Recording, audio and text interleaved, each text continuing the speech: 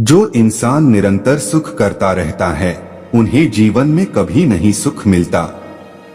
जो होना है उसे कोई रोक नहीं सकता, इसलिए आप सभी आशंकाओं के तनाव से मुक्त होकर अपना काम करते रहो। बिना पानी के बादलों के गरजने से बरसात नहीं होती।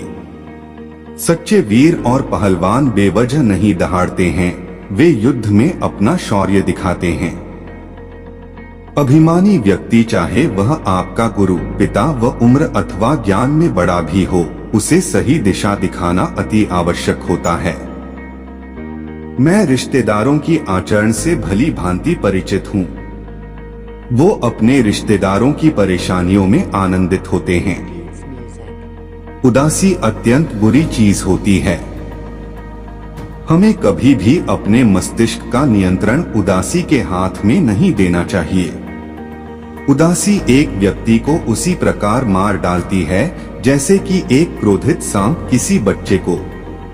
चरित्रहीन व्यक्ति की मित्रता उस पानी की बूंद की भांति होती है जो कमल के फूल की पत्ती पर होते हुए भी उस पर चिपक नहीं सकता। उदास न होना, कुंठित न होना अथवा मन को टूटने न देना ही सुख और समृद्धि का आधार है। जिनके पास धर्म का ज्ञान है वे सभी कहते हैं कि सत्य ही परम धर्म है। बड़े कहते हैं कि विद्वानों व बुद्धिमानों से परामर्श ही विजय का आधार होता है। पिता, गुरु, ज्येष्ठ भ्राता जो धर्म पालन का ज्ञान देते हैं वो सभी पिता के समान होते हैं। क्रोध हमारा शत्रु है और हमारे जीवन का अंत करने में सामर्थ्य है। क्रोध हमारा ऐसा शत्रु है जिसका चेहरा हमारे मित्र जैसा लगता है। क्रोध एक तलवार की तेज धार की भांति है।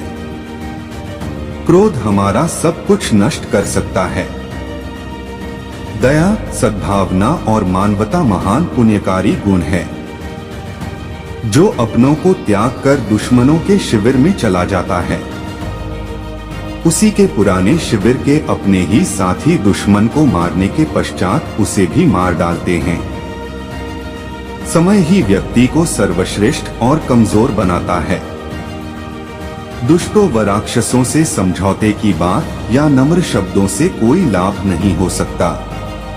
इसी प्रकार किसी धनवान व्यक्ति को छोटा मोटा उपहार देकर उसे शांत नहीं किया जा सकता।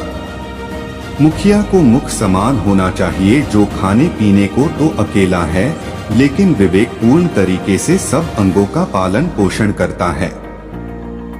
उत्साह में असीमित शक्ति होती है। उत्साहित व्यक्ति के लिए कुछ भी असंभव नहीं होता। अपने जीवन का अंत कर देने से कोई अच्छाई नहीं होती। सुख और आनंद का रास्ता जीवन से ही निकलता है। सम्मान की रक्षा भी हो, मांगा भी जाए और प्रियतम का नृत्य नयान्या स्नेह भी बढ़े, ये तीन विपरीत बातें हैं। जगाया तो उसी को जा सकता है जो सो रहा हो, किंतु जो जागते हुए भी जानबूझकर सोने का बहाना कर रहा है उसे जगाने से क्या लाभ। मीठे वचन से चारों ओर सुख फैलाता है।